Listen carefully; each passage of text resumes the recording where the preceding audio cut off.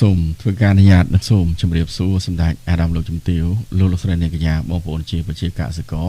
បងប្អូនជាអាជីវករនិងមន្ត្រីឆ្ការកងកម្លាំងប្រដាប់អាវុធសិស្សានុសិស្សលោកតាលោកយាយដែលលោកកំពុងតាមដានស្ដាប់នៅការផ្សាយ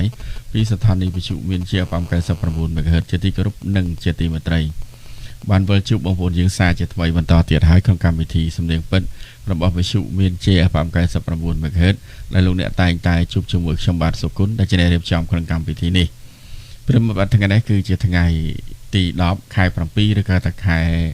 កក្កដាឆ្នាំ2026ថ្ងៃនេះក៏អត់ខុសពីសពម្ដងដែរយើងក៏មានប្រព័ន្ធទូរស័ព្ទពីខ្សែស្វាគមន៍បងប្អូនយើងដែលគាត់មានដំណងចង់ចូលរួមច្រៀងសប្បាយជាមួយនឹងកម្មវិធីសំឡេងពិតរបស់យើងបងប្អូនយើងអាចចូលរួមបានតាមរលកវិទ្យុមានជា FM 99 MHz តាមរយៈប្រព័ន្ធទូរស័ព្ទគឺ097 671 7272ហើយនិង096 971 9900ផងដែរអរគុណដល់ប្រិមិត្តទីគោរពនិងជាទីមេត្រីហើយ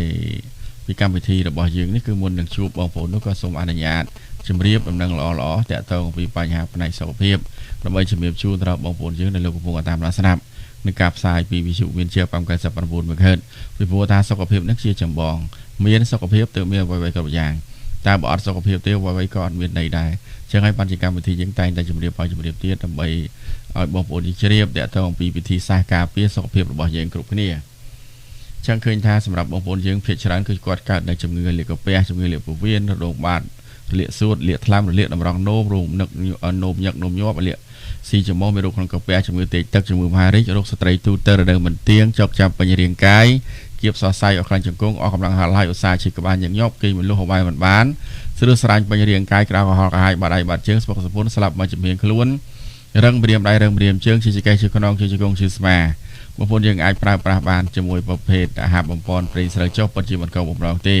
ហើយបច្ចុប្បន្ននេះគឺកំពុងផ្ទុះការចាប់អារម្មណ៍យ៉ាងខ្លាំងពីសំណាក់អ្នកប្រើប្រាស់អ្នកខ្លះអស់មួយកំប៉ុងជាពីរកំប៉ុងជា3កំប៉ុងជាទៅតាមរោគអាការៈនីមួយៗអញ្ចឹងបងប្អូនមានបញ្ហាផ្នែកសុខភាពបងប្អូនយើងអាចងាកសាកល្បងប្រើប្រាស់បានជាមួយនឹងព្រៃស្រូវចុះពិតជាមិនកោបំរងទេដោយសារព្រៃស្រូវនេះគឺជាប្រភេទអាហារបំពន់ដែលគេផ្សំមកពីធនជាតិទាំង12មុខហើយក្នុងធនជាតិទាំង12មុខនេះគឺសម្បូរទៅដោយប្រូតេអ៊ីនសម្បូរទៅដោយវីតាមីនសម្បូរទៅដោយសារធាតុចិញ្ចឹម